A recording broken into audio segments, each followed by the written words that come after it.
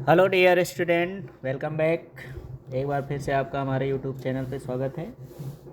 तो जैसा कि हम लोग कंटिन्यू लगातार बढ़ रहे हैं, तो आज हम सेट 3 का जो है पार्ट 2 लेकर आए हैं और इसको कंटिन्यू करेंगे। आज इस सेट को हम लगभग ख़त्म करने का प्रयास करेंगे। प्रयास यही रहेगा कि आज इस सेट को ख़त्म कर दिया जाए, तीसरा पार्ट ना आए। ठीक, अब देखते हैं कहाँ तक पहुँचता है। तो चलिए, ज़्यादा टाइम वेस्ट ना करते हुए हम जो है क्वेश्चंस को आगे शुरू करते हैं। तो क्वेश्चन नंबर 4 के आधे पार्ट्स मैंने शायद बता दिए थे और कुछ ही पार्ट्स हमें बतानी है, ठीक है ना। तो शायद गा तक करवा दिए थे, है ना। देख लेते हैं एक बार फिर से।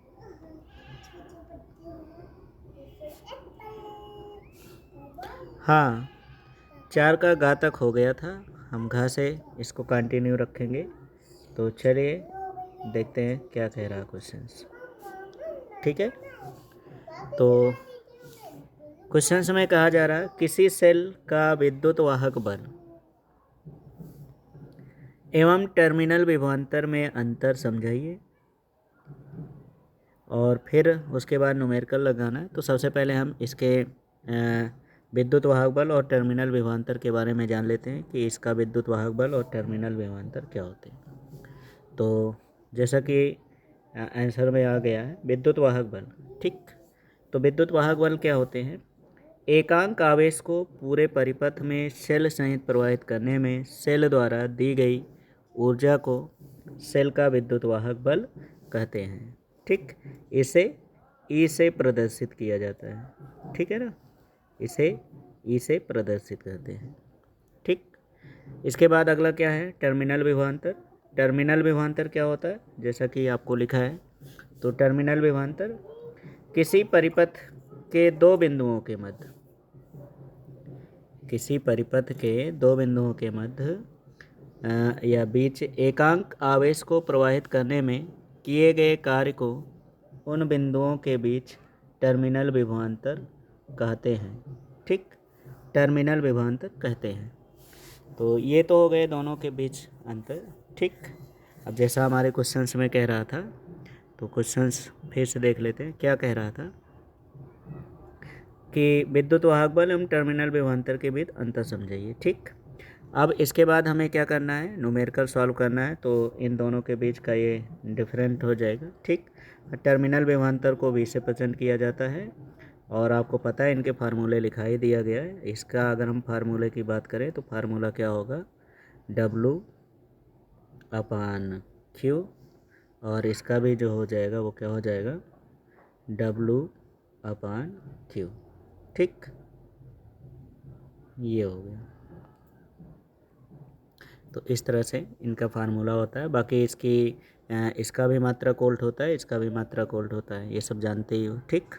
अब चलते हैं न्यूमेरिकल की ओर। तो इसका न्यूमेरिकल सॉल्व करते हैं, कैसे इसके न्यूमेरिकल को लगाना है, ठीक। तो चलिए इसका न्यूमेरिकल पार्ट सॉल्व करते हैं। तो आ जाते हैं क्वेश्चंस की साइड में। तो क्वेश्चंस हमारा है, पहले हम क्वेश्चंस को पढ़ते हैं और साथ में इसके न्यूमेरिकल्स को सॉल्व करते हैं, ठीक। तो ध्यान दीजिए, कह रहा 2 वोल्ट विद्युत वाहक बल। तो 2 वोल्ट विद्युत वाहक बल यानी ई की बात कर रहा है, तो E इक्वल टू हो गया 2 वोल्ट, ठीक। 2 वोल्ट विद्युत वाहक बल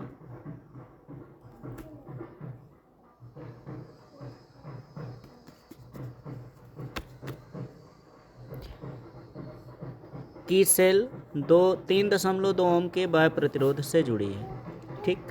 तो इसमें जो बाह्य प्रतिरोध दिया है कैपिटल R इक्वल टू, वो कितना दे दिया गया है?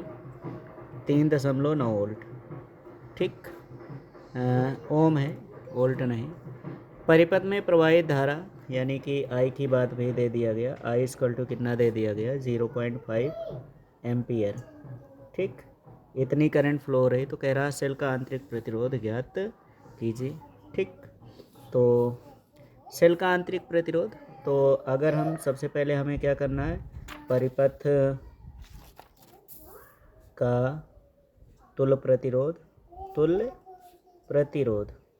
निकाल रहे हैं। तो तुल्य प्रतिरोध कितना हो जाएगा, तो आर डैश इक्वल टू क्या होगा, बाह्य प्रतिरोध प्लस आंतरिक प्रतिरोध। ठीक, अब इसकी हम वैल्यूज़ यहाँ पे पुट करेंगे तो आर डैश इक्वल टू क्या होगा, बाह्य प्रतिरोध 3.9 और प्लस स्मॉल आर। ठीक, ये हो गया। अब इसमें हम क्या करते हैं, धारा, तो आई इक्वल टू क्या हो जाएगा, ई अपान आर डैश। ठीक, तो इसको हम यहाँ पे रख देते हैं तो इसकी वैल्यूज़ हमें फाइंड हो जाएगी। ठीक, तो चलिए देखते हैं कैसे फाइंड कर रहे हैं। तो आई की वैल्यूज़ हो गई 0.5,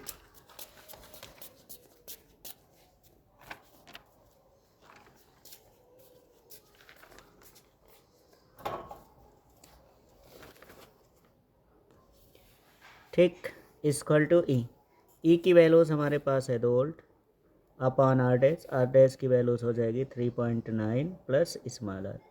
ठीक, अब देखो यहाँ हम पॉइंट कैंसिल कर देते हैं, 0 बढ़ा लेते हैं। ठीक, अब इसको हम क्या करते हैं, 5 से डिवाइड कर देते हैं, 5 एक कम 5, 5 दूना 10, तिर्यक गुणा करेंगे तो कितना हो जाएगा, तो इसकी वैल्यूज़ हो जाएगी, तिरछा गुणा कर दो कितना हो जाएगा, 3.9 प्लस आर इक्वल टू 2 दूना 4। ठीक, ये हो गया।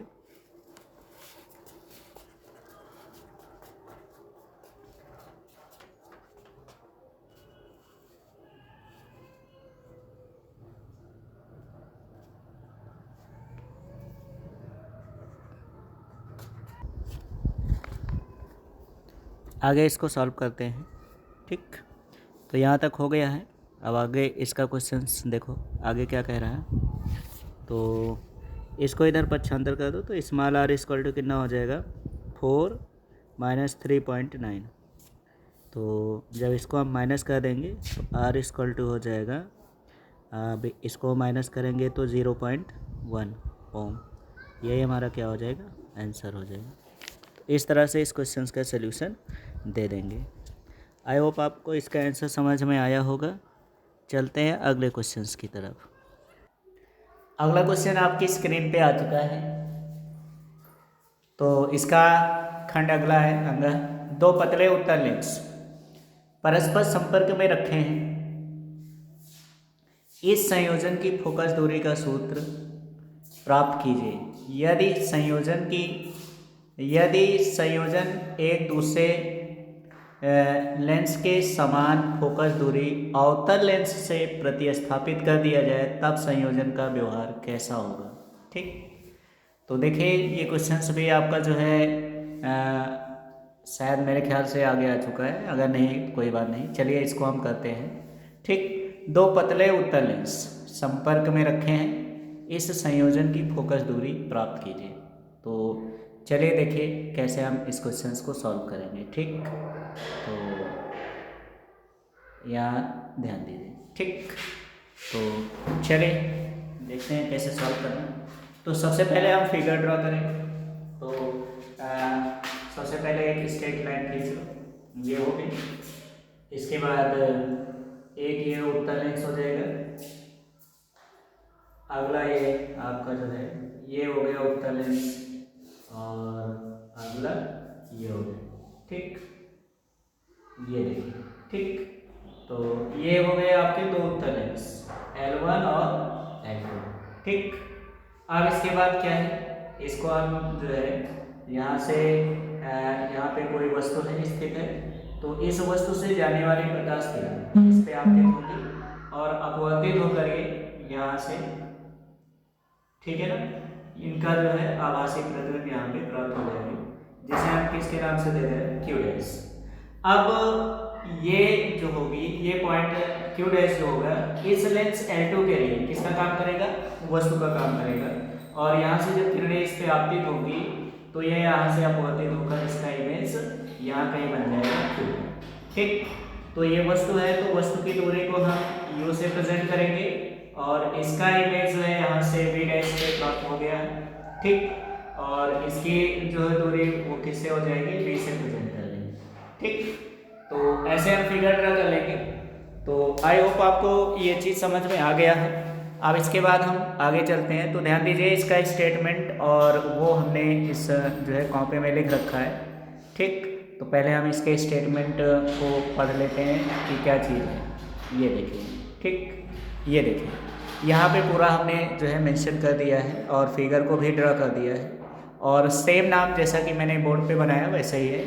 तो क्या लिखा है, माना दो पतले उत्तल लेंस L1 व L2 जिनकी फोकस दूरियां क्रमशः F1 व F2 है, परस्पर संपर्क में रखे हैं तथा इनकी मुख्य अक्ष एक ही है। बिंदु P मुख्य अक्ष पर लेंस L1 से U दूरी पर स्थित है, ठीक। और यहाँ पे बिंदु P लिख दिया मैंने, तो बिंदु P नहीं बिंदु O होना चाहिए, ठीक। तो इसको हम क्या करते हैं यहाँ पे O, ठीक, मुख्य अक्ष पर स्थित है। लेंस L1 इसका प्रतिबिंब Q डैश पर बनाएगा तथा Q डैश लेंस L2 के लिए वस्तु का कार्य करता है, जैसा कि हमने आपको पहले भी बताया, ठीक। तो कार्य करता है। आगे कह रहा है जिसका प्रतिबिंब Q पर लेंस L2 से भी दूरी पर प्राप्त होता है, तो ऐसा हमने यहाँ पे मेंशन कर रखा है, ठीक। तो देखिए चित्र आपके इस स्क्रीन पे भी बन गया है और जैसा हमने आपको बनाया था, ठीक। तो चलिए अब हम इसको प्रूव करते हैं। तो कैसे प्रूव करना है ये चीज़ को ध्यान दीजिए, ठीक। तो ये देखिए अब आपका आ गया है पेज भी यानी बोर्ड, और इसको हम कैसे सॉल्व करेंगे ध्यान देते हैं, ठीक। तो सबसे पहले आप वस्तु इसके लिए तो इसकी दूरी ये दे ही दी गई है, सारी दूरी हमने मेंशन कर दी, ठीक। अब हम क्या करते हैं लेंस L1 के लिए, तो यहाँ लिखेंगे L1 के लिए, तो L1 के लिए इसकी वैल्यूज निकालेंगे। L1 के लिए तो किसका सूत्र रखोगे, लेंस के सूत्र से। तो चूंकि हम जानते हैं 1/F1 इक्वल टू क्या हो जाएगा 1/V। अब इसका इमेज जो है यहाँ पे बन रहा है तो इसको हम V डैश से दिखाएंगे, -1/, वस्तु की दूरी U है तो U होगी, ठीक। इसको हमने मान लिया इक्वेशन फर्स्ट, ठीक। अब यहाँ लिखेंगे L2 के लिए, तो L2 के लिए देखिए कैसे हम इसको फाइंड करेंगे। L2 के लिए अब हमने आपको बताया कि ये जो आपका लेंस है L2 इसकी फोकस है F2 और इसकी फोकस है F1, ठीक। अब इस लेंस L2 के लिए ये हमारा जो प्रतिबिंब है Q डैश, ये इसके लिए वस्तु का काम कर रहा है और इसका प्रतिबिंब हमें V पे प्राप्त हो रहा है। तो L2 के लिए फिर लेंस का हम सूत्र रखेंगे, तो 1/F2 इक्वल टू 1/, तो अब इसका वस्तु क्या है, तो इसका वस्तु हमारा है यहाँ पे, तो इसकी वैल्यूज हो जाएगा, इसका प्रतिबिंब जो है वो V पे बन रहा है तो यहाँ V हो जाएगा, और इसका वस्तु जो है वस्तु का काम कौन कर रहा है Q डैश और इसकी दूरी V डैश है, तो ये हो जाएगा -1/V डैश, ठीक। ये हो गया हमारा इक्वेशन सेकंड। अब हम क्या करेंगे दोनों को जोड़ देंगे, तो यहाँ लिखोगे समीकरण 1 व 2 को जोड़ने पर, 1 व 2 को जोड़ने पर, ठीक। चलिए जोड़ देते हैं। तो जब समीकरण 1 और 2 को जोड़ेंगे तो यहाँ पे हमारा बन जाएगा 1/F1 plus 1/F2 equal to, यहाँ पे इसकी वैल्यूज रखेंगे तो 1/V dash minus 1/U plus ये वाली वैल्यूज रखेंगे तो हो जाएगा 1/V माइनस 1/V डैश, ठीक। देखो ये प्लस माइनस हो जाएगा कैंसिल, और यहाँ पे हम इसको लिख देते हैं 1/F1 plus 1/F2 equal to ये हो गया 1/V माइनस 1/U, ठीक। अब चूंकि आपको पता है, आप जानते हो कि 1/कैपिटल F इक्वल टू क्या होता है 1/V माइनस 1/U, ये तो होता है इसका सूत्र। तो इसके प्लेस पे हम इसकी वैल्यूज पुट कर देंगे, क्या बन जाएगा यहाँ पे 1/F1 plus 1/F2 equal to क्या हो गया 1/कैपिटल, ठीक। अब इसके बाद आपको करना क्या है, हमें F की वैल्यूज फाइंड करनी। तो कभी कभी आपके क्वेश्चंस में आंसर यहीं पे दे देंगे कि आपको इतना ही प्रूव करना है, ठीक। अब इसको अगर हम इसका एलसीएम ले लें तो क्या हो जाएगा, ये बन जाएगा आपका F2 plus F1 upon F1 F2 equal to क्या हो गया 1/कैपिटल है। अब दोनों ट्रांसफर कर देंगे तो कैपिटल F इक्वल टू क्या बन जाएगा, ये इधर आ गया F1 F2 अपान नीचे क्या हो गया F1 plus F2 plus F1 अब प्लस में है तो चाहे इसको हम आगे पीछे लिख सकते हैं। तो ये हमारा हो गया फार्मूला। ठीक, अब यहाँ पे देखो एक क्वेश्चन में कंडीशन से दिया गया है कि अगर इसी लेंस के प्लेस पे समान फोकस दूरी का उत्तर लेंस आ जाए, ठीक है ना।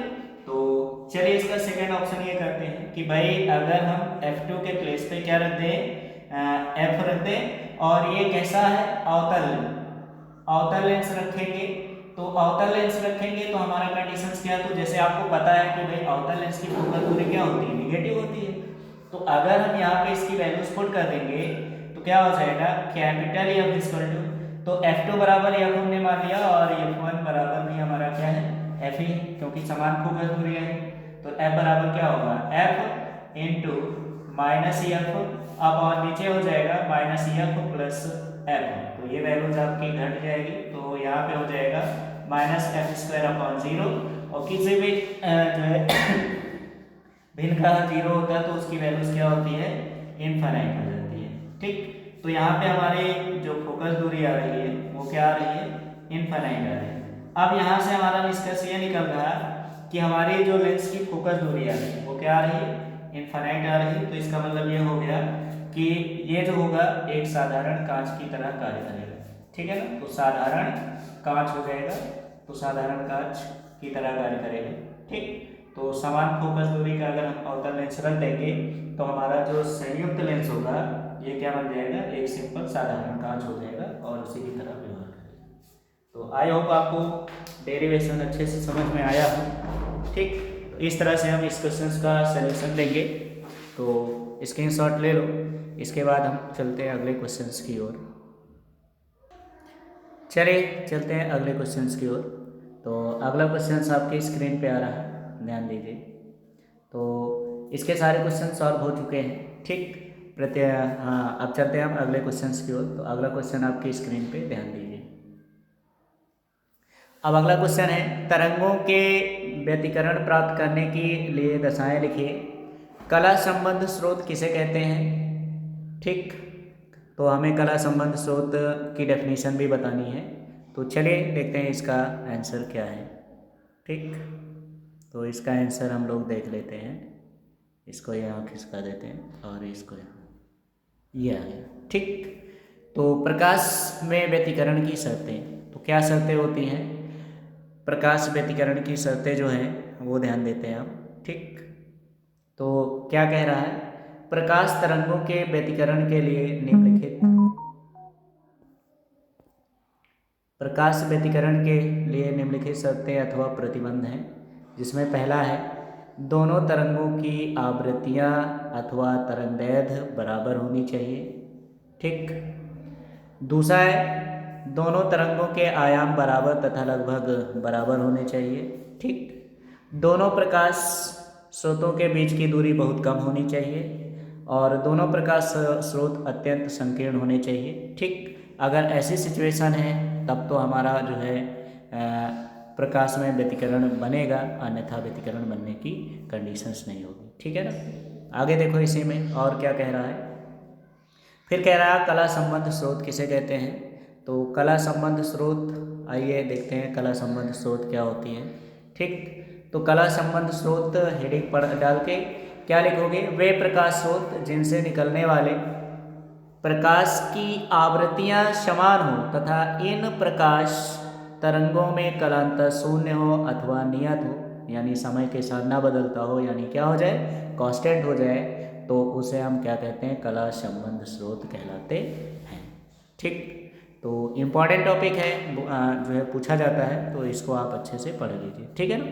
तो आई होप आपको एक क्वेश्चन समझ में आ गया होगा। ठीक, तो इसमें हमें दो चीज़ें पूछा गया था, एक तो तरंगों के व्यतिकरण प्राप्त शर्तें क्या होती हैं, साथ में कला संबंध स्रोत किसे कहते हैं। ठीक, अब आगे आ जाओ, अगला क्वेश्चन खा खंड है, किसी बाह्य चुंबकीय क्षेत्र में किसी चुंबकीय द्विध्रुव की स्थितिज ऊर्जा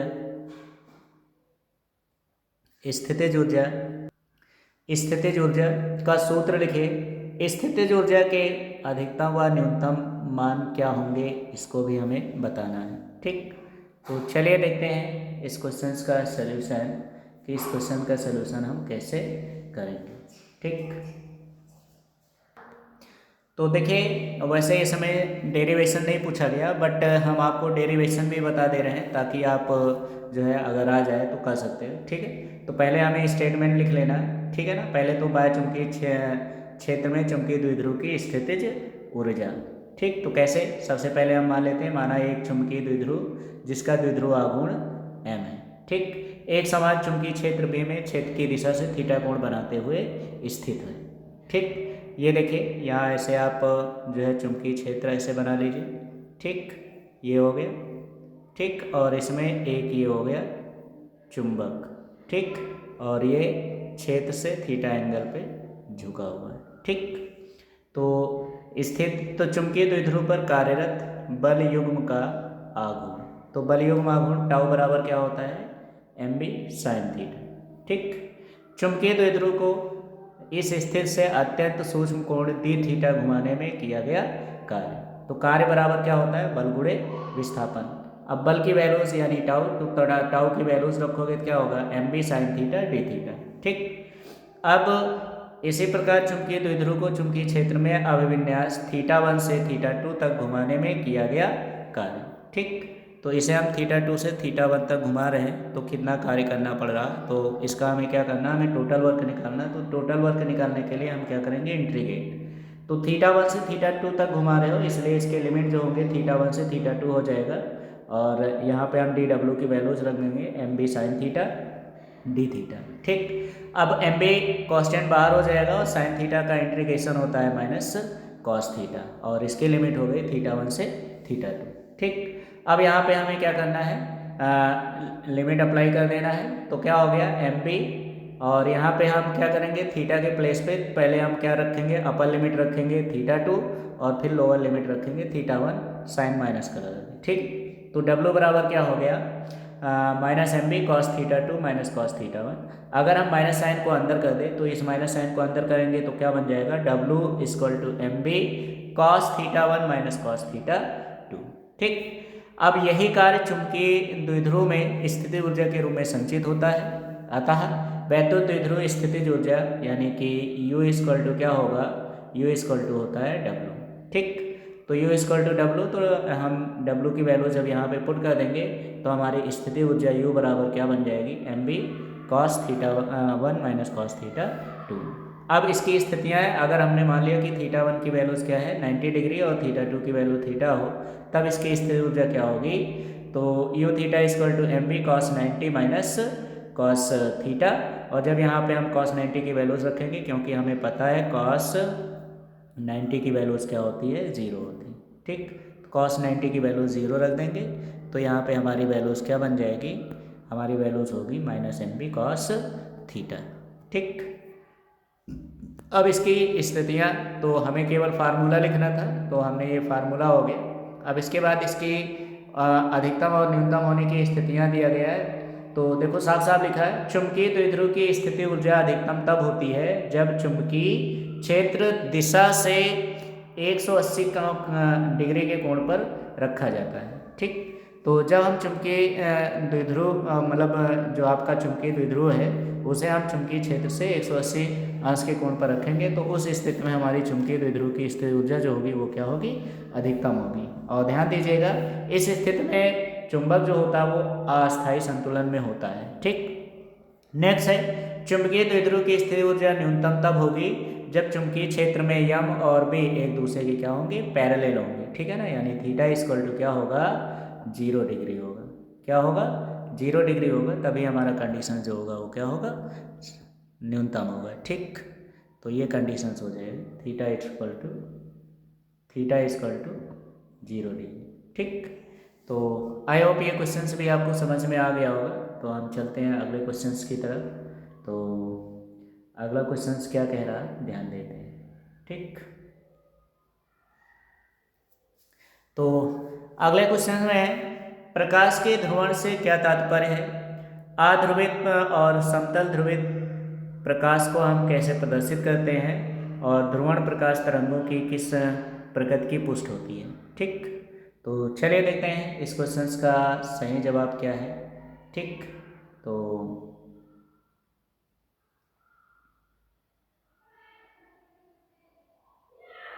प्रकाश का ध्रुवण, ठीक।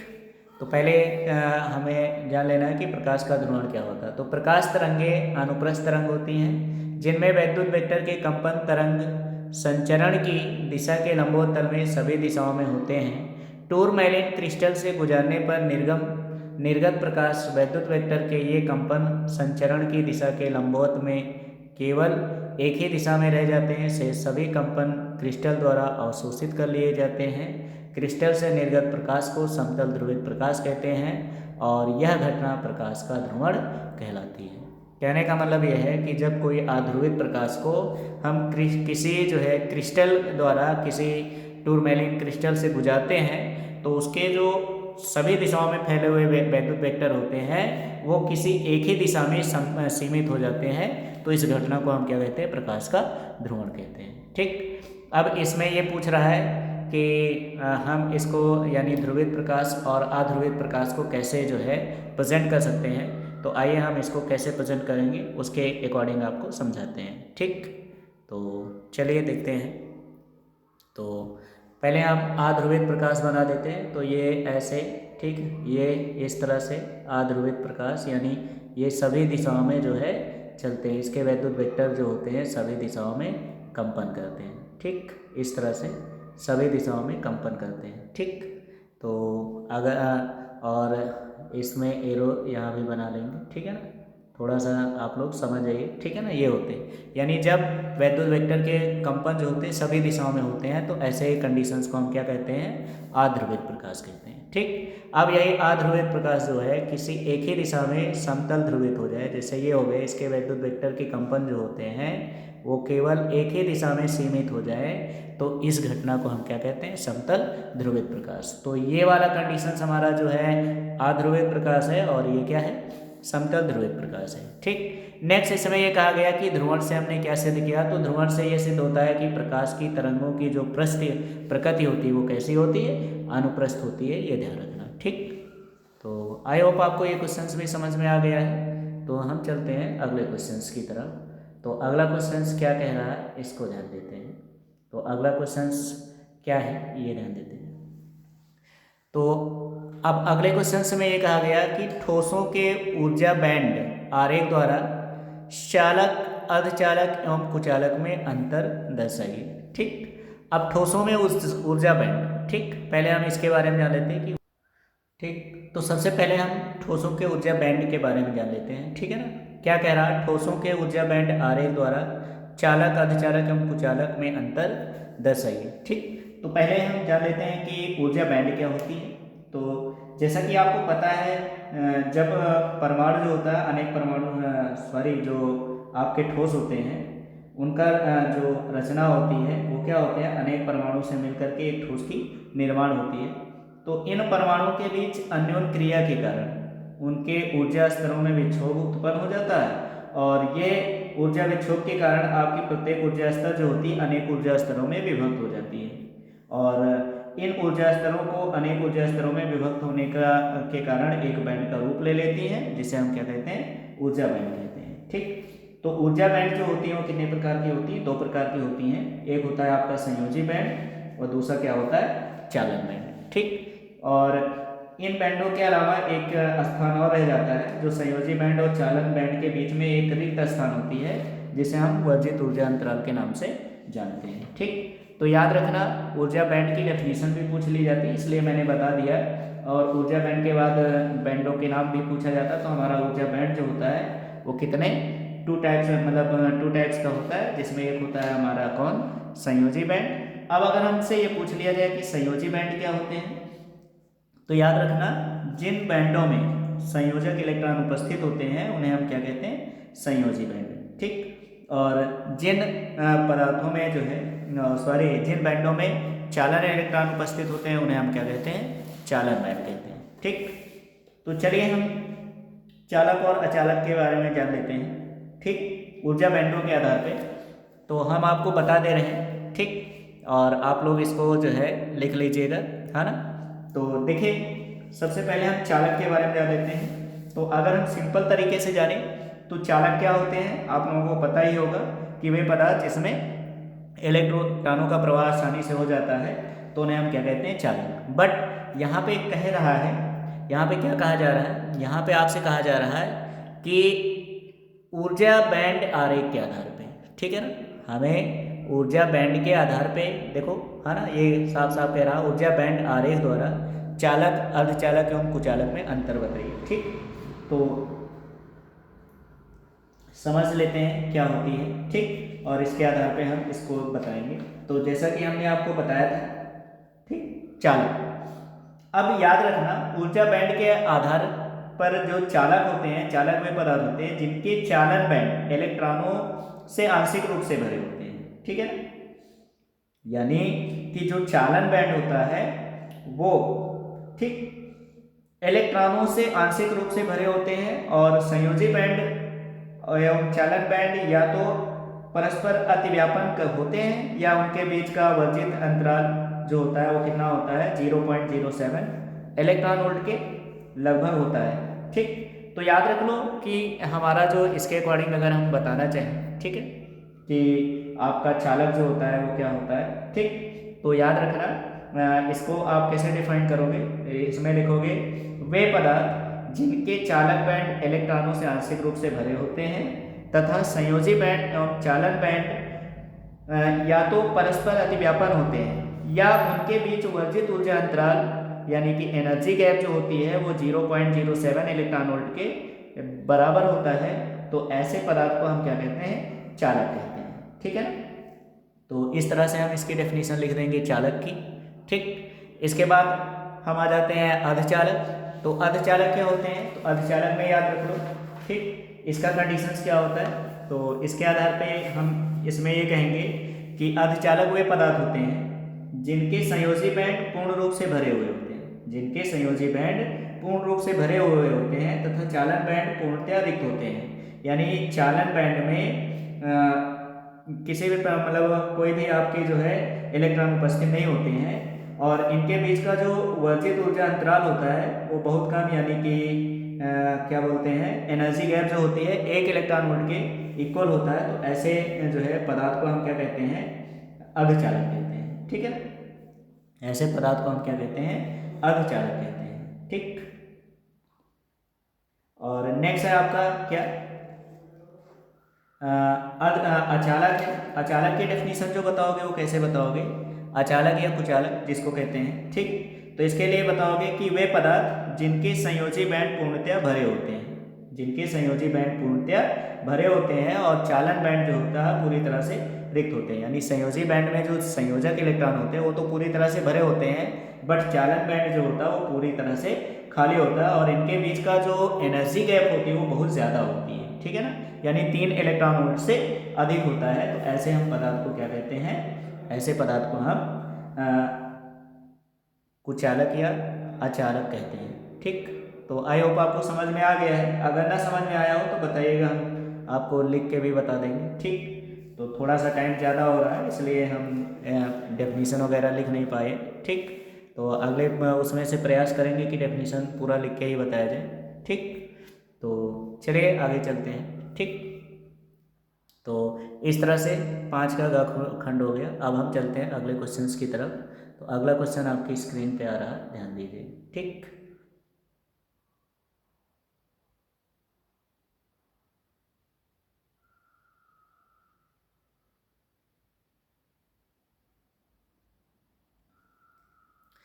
तो गा खंड है, दिए गए परिपथ में प्रवाहित धारा का मान ज्ञात कीजिए। ठीक, प्रतिरोध एवं संधारित्र के सिरों पर विभवांतर के बीच गणितीय योग की परिपथ में लगाए उल्टता से तुलना कीजिए और इसमें अंतर क्यों होता है ये हमें बताना है। ठीक, तो चलिए सबसे पहले हम इस न्यूमेरिकल को सॉल्व करके धारा का मान ज्ञात करते हैं। तो चलिए क्वेश्चंस को शुरू करते हैं और सॉल्व करते हैं। ठीक, तो चलिए यहाँ से हम पेज को ले आते हैं। ठीक, ये आ गया है पेज। ठीक, और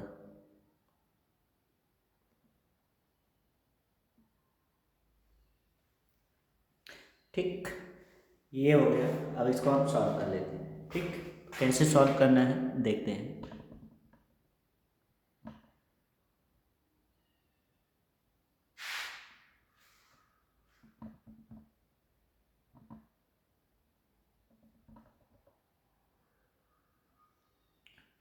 ये हो गया, ठीक।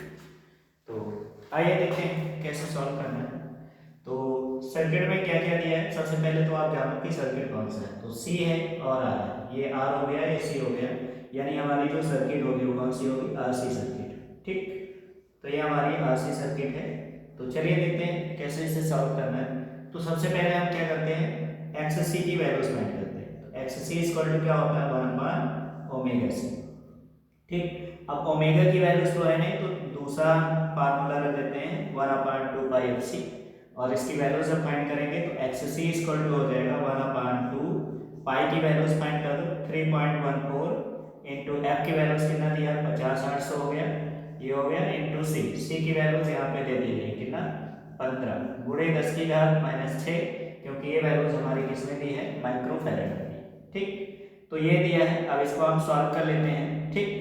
तो सॉल्व कैसे करना है वो हमने आपको सिखा रखा, पॉइंट हटाओ और यहाँ पे डबल जीरो ऐसे बढ़ा लो, 50 गुना 100 हो गया, पूरा पूरा कैंसिल हो गया, 15 गुणा करके इसको भाग करोगे तो एक्स सी की जो वैल्यूज होगी वो कितनी होगी, 212 के आसपास आ जाएगी, ठीक है।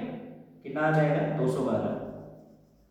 तो आप लोग इसको कैलकुलेट कर लेना, ठीक है ना, मुझे याद है मैंने लिख दिया, कितना हो गया 212, ठीक।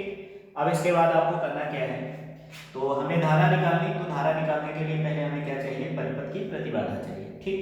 तो परिपथ की प्रतिबाधा निकाल लेते हैं। तो प्रतिबाधा यानी कि Z इक्वल क्या होता है, रूट R का स्क्वायर और प्लस एक्स सी का स्क्वायर, ठीक।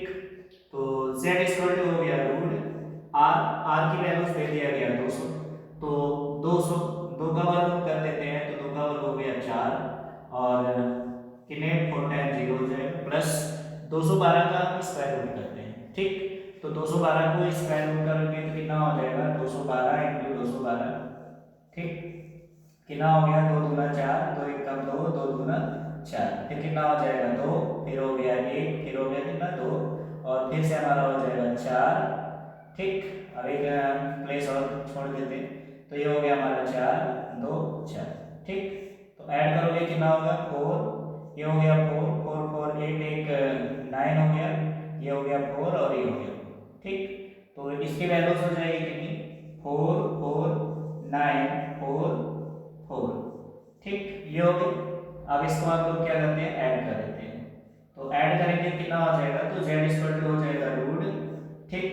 यहाँ हो गया 4, फिर हो गया आपका 4, फिर हो गया 9, फिर हो गया ये आपके हो गए 4 पॉइंट, तो ये हो जाएगा 4 और फिर 4 4 कितना हो गया 8, ठीक। अब इसका हम क्या करते हैं, स्क्वायर निकाल लेते हैं। तो स्क्वायर कैसे निकालेंगे, स्क्वायर रूट निकाल लेते हैं, स्क्वायर तो हो गया है, ठीक। अब इसका स्क्वायर रूट निकाल लेते हैं, कैसे निकालोगे, तो Z इक्वल टू हो जाएगा, अब यहाँ पे इसकी वैल्यूज निकालेंगे तो क्या होगा, देखो 84 944। तो सबसे पहले हमें क्या करना है, इसका जोड़ा बनाना है। जोड़ा कहाँ से बनाते हैं, पीछे से, ये हो गया। तो इसके आसपास का स्क्वायर रूट जब रखेंगे कितना हो जाएगा,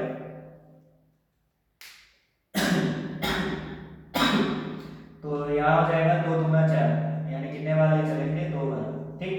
तो 2 दूना 4, यहाँ हमारा हो गया 4, इधर के संख्या ऐड कर लेंगे तो 2 2 कितना हो गया 4, अगला जोड़ा उतार लेते हैं, ये हो गया। और अब 4 का पारा पड़ना है हमारा 44 से ज़्यादा है, 4 4 का 36, ठीक। तो 9 9 81 और 9 चौके 36, ठीक।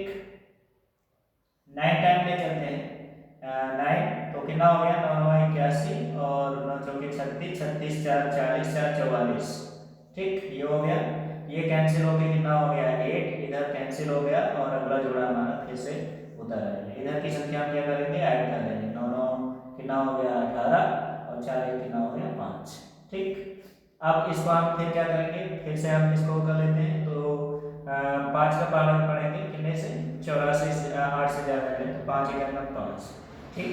तो एक बार ले चलेंगे, तो यहाँ हो गया 5 8 1 और फिर घटा देते हैं, कितना हो गया 3, 14 में से 8 जाएगा कितना हो गया 6 और यहाँ बचा कितना 7 में से 5 गया तो 2, ठीक। तो ये हो गया। तो हमारी जो वैल्यूज हो गई लगभग में आ चुका है कितना 291, ठीक। अगर हम पॉइंट में ले जाना चाहें तो एक जोड़ा और ऐसे बढ़ा लेते हैं, इधर की संख्या ऐड कर लेंगे, कितना होगा 1 1 2 हो गया, 8 हो गया, फिर ये हो गया 5, ठीक। तो 5 का पारा 26 से ज़्यादा है तो 5 5 25, 5 8 40, 25, 4 के आसपास में पहुंच जाएगा। ठीक, ये हो गई हमारी क्या प्रतिबाधा। अब हम क्या करते हैं, धारा निकाल लेते हैं। तो I इक्वल क्या होता है, V अपॉन Z। तो I इक्वल हो जाएगा V की वैल्यूज हमारे पास दे दिया गया 220। ठीक, भागे कितना हो जाएगा 291.4। ठीक, अब इसी को हम एक पॉइंट हटा देते हैं या 0 बढ़ा देते हैं। अब इसी को सॉल्व कर लो, जो भी होगा हमारा यही आंसर हो जाएगा। ठीक, तो धारा का मान हमें निकालना है, तो धारा का मान निकालना है। ठीक, कैसे निकालोगे, तो इसको डिवाइड कर दो। तो 291 है मतलब 2914 से भाग करेंगे कितने को, 2200 को। ठीक, तो यहाँ पे हम क्या करेंगे, पॉइंट लगाएंगे, क्योंकि ये संख्या छोटी, ये संख्या क्या है, बड़ी है। ठीक, तो जब यहाँ पे हम डिवाइड करेंगे तो यहाँ जब पॉइंट लगा देंगे तो यहाँ से एक 0 बढ़ा देंगे। ठीक, अब यहाँ 2 का पहाड़ा पढ़ेंगे कि 22,000 लग जाए। ठीक है ना, तो कितने बार ले जाएंगे, 2 9 18। ठीक, 9 9 81 और ज़्यादा हो जाएगा तो 8 बार ले चलते हैं। कितने बार, 8 बार। 8 चौक 32, 8 एकम 8, 8 3 11 हो जाएगा। फिर 8 9 72, 72 एक 73 हो जाएगा और 8 गुना 16, और 16 में हम 7 जोड़ देते हैं। तो 16 7 कितना हो जाएगा, 16 4 इधर है ना, 16 4 20 और 3 उधर 23, यानी 7 टाइम है। ठीक, कितने टाइम है, 7 टाइम। तो यहाँ डिवाइड करने पर हमारी जो करंट होगी वो 0.7 एम्पियर की आ जाएगी। ठीक है, तो इस तरह से हम धारा की वैल्यूज फाइंड कर लेंगे। आप लोग कैलकुलेशन चेक कर लेना, अगर कैलकुलेशन में कहीं मिस हो गया हो तो वो कर लेना। ठीक है, तो इस तरह से इस क्वेश्चंस का हम सोल्यूशन देंगे और इसके बाद हम चलते हैं अगले क्वेश्चंस की ओर। हाँ, अभी इसमें और कुछ पूछ रहा है, पहले उसका जवाब दे लेते हैं। तो और क्या पूछ रहा है वो ध्यान देते हैं। ठीक, तो इसको यहाँ से हटाते हैं। और क्या पूछ रहा है, कह रहा कि प्रतिरोध एवं संधारित्र के सिरों पर विभवांतर के बीच गणितीय योग, है ना, तुलना कीजिए। इसमें अंतर भी हमें बताना। तो चलिए देखते हैं क्या है। ठीक, तो ये देखिए यहाँ पे मैंने लिख रखा है, मेंशन कर रखा है। क्या कह रहा, प्रतिरोध में प्रवाहित धारा और वोल्टेज के बीच अंतर की वजह प्रतिरोधक और धारिता के संधारित्र के सिरों पर विभवांतर के बीच गणितीय योग में और परिपथ में लगाई गई वोल्टेज में अंतर होता है। ठीक, प्रत्यावर्ती परिपथ में संधारित्र की प्रतिबाधा को धारिता प्रतिघात कहते हैं और यह धारा प्रतिरोध करने की क्षमता होती है। तो प्रत्यावर्ती परिपथ में शुद्ध संधारित्र जुड़े होने पर प्रत्यावर्ती धारा और प्रत्यावर्ती वोल्टेज π/2 कला कोण से आगे रहती है। तो इसका कारण यही है, तो इसी के कारण जो है ये अंतर बनती है। ठीक है ना, तो आई होप आपको ये क्वेश्चन समझ में आ गया है। अब चलते हैं हम अगले क्वेश्चन की ओर। तो अगला क्वेश्चन अंगा है, बोहर के परमाणु प्रारूप की संकल्पनाएं लिखिए। ठीक, तो बोहर के परमाणु प्रारूप की संकल्पनाएं बहुत इंपॉर्टेंट टॉपिक है, आप लोगों को पहले भी बताया जा चुका है, तो इसको आप लोग अच्छे से तैयार कर लीजिए। ठीक है ना, तो आइए देखते हैं क्या है इनकी परिकल्पनाएं। ठीक, तो बोहर की परिकल्पनाएं क्या है, तो पहला तो इन्होंने ये बताया था कि इलेक्ट्रॉन नाभिक के चारों ओर केवल उन्हीं कक्षाओं में घूम सकते हैं जिनके लिए उनका कोणीय संवेग जो होगा h/2π का पूर्ण गुणज हो। ठीक, अर्थात mv/r इक्वल टू क्या होगा, nh/2π, जहाँ इलेक्ट्रॉन nv कक्षा में जड़त्वागुण तथा ओमेगा कोणीय वेग है, क्योंकि जड़त्व मतलब l equal to i omega भी होता है। ठीक है ना, i ओमेगा, इसीलिए मैंने ओमेगा से प्रेजेंट कर दिया है। ठीक, ताकि आपको पता रहे। और L क्या होती है, कोणीय संवेग। ठीक, तो कोणीय वेग है। और N क्या होती है, 1 2 3, ये आपकी जो है एक पूर्ण संख्या होती है। H प्लांक नियतांक है। इस प्रकार बोहर ने माना कि नाभिक के चारों ओर कुछ निश्चित त्रिज्या की कक्षाओं में ही घूम सकते हैं। इन कक्षाओं को अस्थायी कक्षाएं भी कहते हैं। ठीक, इसके बाद आगे क्या कह रहे हैं, तो अगले कंडीशंस में देखो, तो ये देखिए यहाँ पे मॉडल बना दिया गया है। ठीक, और सेकेंड कंडीशंस में क्या कहा, स्थायी कक्षा में घूमते समय इलेक्ट्रॉन ऊर्जा का उत्सर्जन नहीं करते, अर्थात परमाणु का स्थायित्व तो बना रहता है। यानी कि जिस कक्षा में जो इलेक्ट्रॉन को फिक्स कर दिया गया है, यानी जो इलेक्ट्रॉन जिनकी कक्षा निश्चित हो गई है, वो इलेक्ट्रॉन अपनी निश्चित कक्षा में चक्कर लगाते समय ऊर्जा का उत्सर्जन नहीं करते हैं। ठीक, दूसरी कंडीशन ये थी। और तीसरी परिकल्पना इनकी है, जब परमाणु को बाहर से ऊर्जा मिलती है तो उस परमाणु का कोई इलेक्ट्रॉन अपनी कक्षा को छोड़कर किसी उत्तेजित अवस्था में चला जाता है और वहाँ 10⁻⁻⁸ ठहर कर तुरंत वापस किसी निश्चित कक्षा में लौट आता है और लौटते समय ये दोनों कक्षाओं में ऊर्जा अंतर के बराबर ऊर्जा विद्युत चुम्बकीय तरंगों के रूप में उत्सर्जित करता है। ये आपको हम आगे भी बता चुके हैं अगले सेटों में, ठीक है ना। और जब ये लौटता है तो अपनी ऊर्जा का उत्सर्जन H/E2 - E1, ये फार्मूला भी मैंने आपको बताया था, ठीक। अब यहाँ पे कुछ नहीं किया हमने, H को इधर 75 कर दिया है और आपको पता है भाई अगर हम इसको शॉर्ट में लिखना चाहें तो अंतर को हम क्या लिख सकते हैं, डेल्टा E से प्रेजेंट कर दिए। तो ये जो आपका E2 - E1 लिखा है इसके प्लेस पे हमने डेल्टा E लिख दिया है, ठीक। तो ये हो गया अपॉन में H, और H क्या होती है, प्लांक नियतांक, और चूंकि आपको पता है न्यू इक्वल टू क्या होता है, C/λ होती है। तो न्यू के प्लेस पे जब हम वैल्यूज रख देंगे तो हमारा कुछ इस तरह से रिलेशन प्राप्त हो जाएगा, ठीक। तो ये थी बोहर की परिकल्पनाएं। आई होप आपको समझ में आ गया होगा। चलते हैं अगले क्वेश्चंस की ओर। तो अगला क्वेश्चन आपकी स्क्रीन पे ध्यान दीजिए भाई, देखो आ गया है क्या, परावैद्युत पदार्थ क्या होते हैं, ठीक। किसी माध्यम में विद्युत धारणशीलता और सापेक्ष विद्युतशीलता को परिभाषित कीजिए तथा दोनों के बीच संबंध ज्ञात कीजिए, ठीक। तो हमें सबसे पहले क्या करना, परिभाषाएं लिखनी है और उसके बाद फिर इनमें संबंध भी बतानी है। चलिए देखते हैं इसकी परिभाषाएं क्या होती हैं, ठीक। तो परिभाषा है, ठीक। पहले हम परावैद्युत पदार्थ के बारे में जान लेते हैं कि परावैद्युत पदार्थ क्या होते हैं। जिन पदार्थों में विद्युत आवेश नहीं गुजरता है, जिनके अंदर विद्युत क्षेत्र पैदा करने पर वे ध्रुवित हो जाते हैं, उन्हें परावैद्युत पदार्थ कहते हैं। जैसे कांच हो गया, प्लास्टिक हो गया, एबोनाइट है, मोम है, अभ्रक है, पॉलीप्रोपिलीन है, ठीक है ना। ये सब क्या होते हैं, परावैद्युत पदार्थ होते हैं, ठीक। अब अगला है विद्युत धारणशीलता, ठीक। विद्युत धारणशीलता क्या होती है, किसी पदार्थ में चुंबकत्व शेष बने रहने के गुण को धारणशीलता कहते हैं। चुंबकन क्षेत्र यानी H का मान शून्य कर देने पर पदार्थ में चुंबकत्व शेष बने रहने की स्थिति को ही धारणशीलता कहते हैं, ठीक। इसके बाद अगला है आपका सापेक्ष विद्युतशीलता। तो सापेक्ष विद्युतशीलता क्या होती है इसके बारे में जान लेते हैं, ठीक। तो किसी माध्यम में किसी माध्यम की वैद्युतशीलता तथा निर्वात की वैद्युतशीलता के अनुपात को सापेक्ष वैद्युतशीलता कहते हैं, ठीक। अब इसके बाद हम इसके जो है उसमें, तो पहले तो हमें परिभाषा बतानी थी, अब इसके रिलेशन बतानी है। तो इसके रिलेशन देख लो कैसे हम इसको बताएंगे, ठीक। तो चलिए पेज लगाते हैं। तो चलिए देखते हैं बोर्ड पे कैसे हम इसका रिलेशन फाइंड करेंगे, ठीक।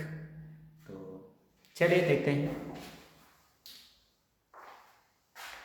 तो आइए संबंध निकालते हैं, ठीक है। सापेक्ष वैद्युतशीलता संबंध, संबंध। तो चलो देखते हैं कैसे निकालना है, ठीक। तो जैसा कि आपको पता होना चाहिए, आप एक रिलेशन पढ़े होंगे, A इक्वल टू होता है E/0 प्लस P, ठीक। अब इसको हम क्या करते हैं, मान लेते हैं इक्वेशन फर्स्ट, ठीक। इसके बाद नेक्स्ट कंडीशन होता है, आपको एक फार्मूला और पता होगा, ठीक, जिसे हम क्या बोलते हैं, D इक्वल टू, ठीक। D इक्वल टू होता है E/0, ठीक। ये हो गया, और यहाँ लिखेंगे तथा P जो होती P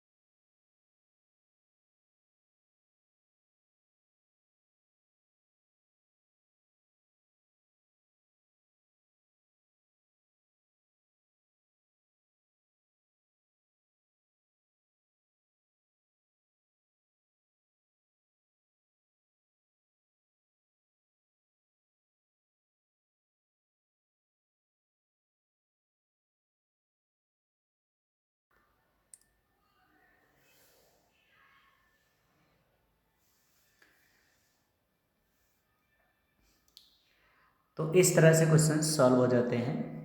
तो आई होप आपको ये क्वेश्चन समझ में आ गया होगा। अब चलते हैं हम अगले क्वेश्चंस की तरफ। ठीक, तो स्क्रीनशॉट ले लीजिए और इसके बाद हम अगले क्वेश्चंस की ओर चलते हैं। ठीक।